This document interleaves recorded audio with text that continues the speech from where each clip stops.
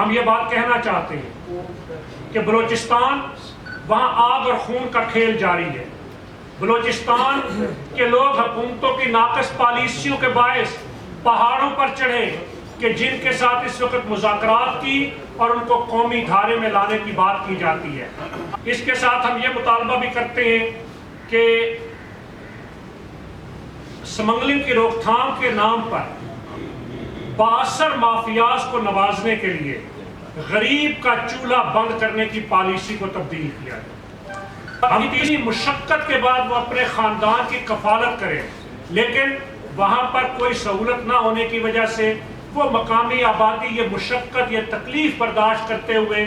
اپنے خاندانوں کی کفالت اور اپنے بچوں کو پال رہی تھی، لیکن اب ان کے لیے زندگی کا یہ ناطہ برقرار رکھنا بھی مشکل کر دیا گیا ہے۔ چمن کے مقامی لوگوں کی رشتہ داریاں بارڈر کے اس پار موجود ہیں، وہاں پر زمینیں مشترکہ ہیں، وہاں قبرستان مشترکہ ہیں۔ غرض چمن اور قندھار کے رہنے والے لوگوں کا آر اور پار آئے جائے بغیر زندگی کے ناطے کو برقرار رکھنا، اپنی خوشیوں غمیوں کو برقرار رکھنا وہ ممکن نہیں ہے، اور بے روزگاری کے ہاتھوں اس حد تک تنگ آ چکے ہیں کہ ان کو یہ سمجھ نہیں آ رہا کہ ہم اپنی بات کو سنانے کے لیے، اپنے مسئلے کے حل کے لیے پاکستان کی ریاست میں کس سے رجوع کریں اور کس سے رابطہ کریں اور کس کو اپنی داستان سنائیں۔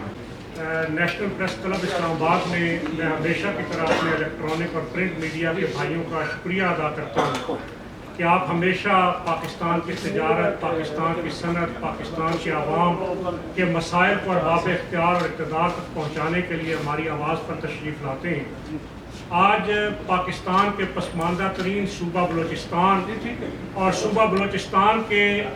افغان بارڈر سے متصل ضلع چمن، اس کے تاجروں، اس کے ٹرانسپورٹرز، اس کی سول سوسائٹی، اس کی دینی اور سیاسی جماعتوں اور اس کے عوام کی درد بھری داستان آپ کے سامنے رکھنے کے لیے وہاں کے عوام کو درپیش مشکلات، وہاں کے عوام کی بے بسی، وہاں پر عوام کو جس طریقے سے اس وقت مشکلات کا شکار کر دیا گیا ہے، علاقے کی حالت زار اور ارباب اختیار کی مسلسل عدم توجہی کی وجہ سے 7 مہینے سے جاری وہاں پر دھرنے کے قائدین آج میرے ساتھ اس پریس کانفرنس کے اندر موجود ہیں۔ میرے ساتھ مولوی منان صاحب، امیر جمعیت علماء اسلام ضلع چمن، اسی طریقے سے ان کے ساتھ ہمارے بلوچستان چمن سے تشریف لائے ہوئے صادق اچکزئی صاحب، صدر انجمن تاجران ضلع چمن، شیر علی اچکزئی صاحب، سینئر سیکرٹری پشتونخوا ملی عوامی پارٹی، قاری امداد اللہ صاحب، امیر جماعت اسلامی ضلع چمن، حافظ عبدالخالق صاحب، امیر سنی علماء کونسل، فیض محمد، صدر محنت کش یونین چمن، حاجی ولی محمد صاحب، صدر ٹرانسپورٹ یونین چمن، اور مولانا سلطان داد صاحب۔ یہ 8 رکنی وفد جو چمن سے یہاں تشریف لایا ہے، یہ اس وقت یہاں سٹیج پر آپ کے سامنے موجود ہے، اور یہ وفد بنیادی طور پہ اسلام آباد کے ارباب اختیار و اقتدار کو اپنی داستان غم سنانے کے لیے حاضر ہوا ہے کہ اس وقت گزشتہ کئی ماہ سے جاری حکومتی پالیسیوں کے باعث اب چمن کے عوام فاقہ کشی، بھوک، غربت اور بے روزگاری کے ہاتھوں اس حد تک تنگ آ چکے ہیں کہ ان کو یہ سمجھ نہیں آ رہا کہ ہم اپنی بات کو سنانے کے لیے، اپنے مسئلے کے حل کے لیے پاکستان کی ریاست میں کس سے رجوع کریں اور کس سے رابطہ کریں اور کس کو اپنی داستان سنائیں۔ ان کے لیے زندگی کا ناطہ برقرار رکھنا مشکل ہو چکا ہے۔ میرے بھائیوں، آپ جانتے ہیں کہ چمن ایک پسماندہ علاقہ ہے۔ چمن کے آبادی صدیوں سے،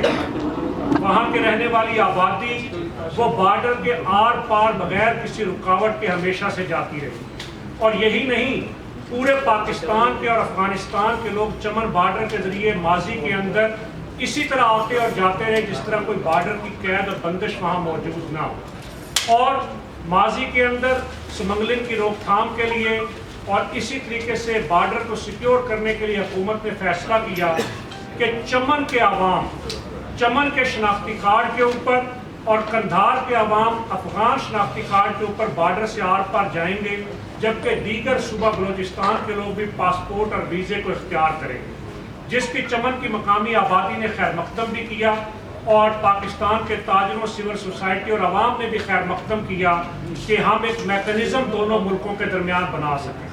چمن کے مقامی لوگوں کی رشتہ داریاں بارڈر کے اس پار موجود ہیں، وہاں پر زمینیں مشترکہ ہیں، وہاں قبرستان مشترکہ ہیں۔ غرض چمن اور قندھار کے رہنے والے لوگوں کا آر اور پار آئے جائے بغیر زندگی کے ناطے کو برقرار رکھنا، اپنی خوشیوں غمیوں کو برقرار رکھنا وہ ممکن نہیں ہے۔ لیکن گزشتہ چند ماہ سے چند 62 لوگوں کو نوازنے کے لیے یکدم حکومتی پالیسی کو تبدیل کرتے ہوئے یہ فیصلہ کر دیا گیا کہ چمن کے شناختی کارڈ کے، چمن کی مقامی آبادی کی آمد و رفت کو بند کر دیا گیا، جس کے نتیجے کے اندر اس وقت وہاں پر ہزاروں لوگ بے روزگار ہو چکے ہیں۔ اس لیے کہ چمن ایک پسماندہ علاقہ ہے، وہاں پر کوئی انڈسٹری موجود نہیں، کوئی کارخانے موجود نہیں، زراعت کا کوئی نظام موجود نہیں، سرکار کے پاس وہاں کے لوگوں کے لیے نوکریاں موجود نہیں۔ ان کا واحد ذریعہ روزگار یہ تھا کہ ہزاروں کی تعداد میں لوگ بارڈر پار جا کر اپنے کندھوں پر اٹھا کر کوئی سامان لا کر اس کو بیچ کر وہ اپنا چولہا جلاتے تھے۔ اور میں شہر اسلام آباد میں اقتدار کے ایوانوں کے لوگوں سے پوچھنا چاہتا ہوں کہ کون شہری یہ چاہتا ہے کہ وہ اپنے کندھے پر 20، 25، 30 کلو وزن لاد کر پیدل وہ کپڑا، وہ کمبل، وہ برتن اور وہ کوئی بھی کھانے پینے کی چیز وہ ادھر سے لا کر ادھر 500 اور 1000 روپے کی مزدوری کرے اور اتنی مشقت کے بعد وہ اپنے خاندان کی کفالت کرے، لیکن وہاں پر کوئی سہولت نہ ہونے کی وجہ سے وہ مقامی آبادی یہ مشقت، یہ تکلیف برداشت کرتے ہوئے اپنے خاندانوں کی کفالت اور اپنے بچوں کو پال رہی تھی۔ لیکن اب ان کے لیے زندگی کا یہ ناطہ برقرار رکھنا بھی مشکل کر دیا گیا ہے۔ ایسے حالات کے اندر گزشتہ 7 ماہ سے چمن کے اندر دھرنا جاری ہے، لیکن 7 ماہ گزرنے کے باوجود جہاں ہزاروں لوگ دھرنے کے اندر بیٹھے ہیں، جنہوں نے 4 مہینے وہاں پر مال بردار گاڑیوں، ٹرکوں، افغان ٹرانزٹ ٹریڈ کی آمد و رفت بھی بند رکھی، لیکن افسوس کا مقام یہ ہے کہ اس مہذب پاکستان کے اندر، اس جمہوری پاکستان کے اندر، اس آئین کے پاکستان کے اندر ابھی تک کسی نے نہ ان کی بات کو سنا، نہ ان کی داد رسی کی گئی، نہ ان کے مسئلے کو حل کرنے کی کوشش کی گئی۔ اور اب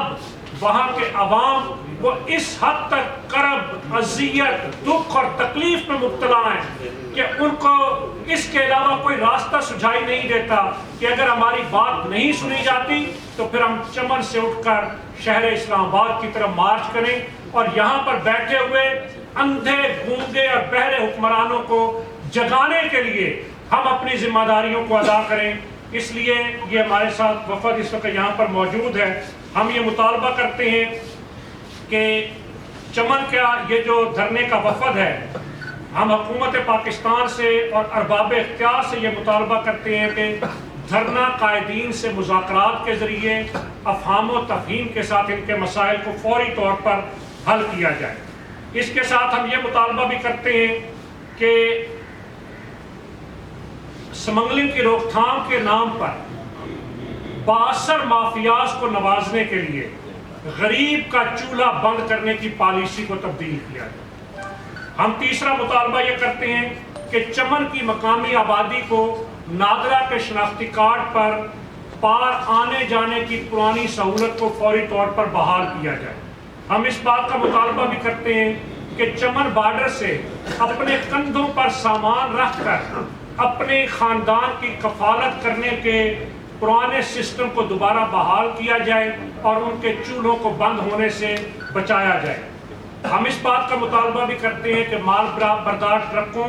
افغان ٹرانزٹ ٹریڈ اور روزانہ سامان سے لدے ہزاروں ٹرک جو اس ملک کے بااثر لوگوں کی ملکیت ہیں،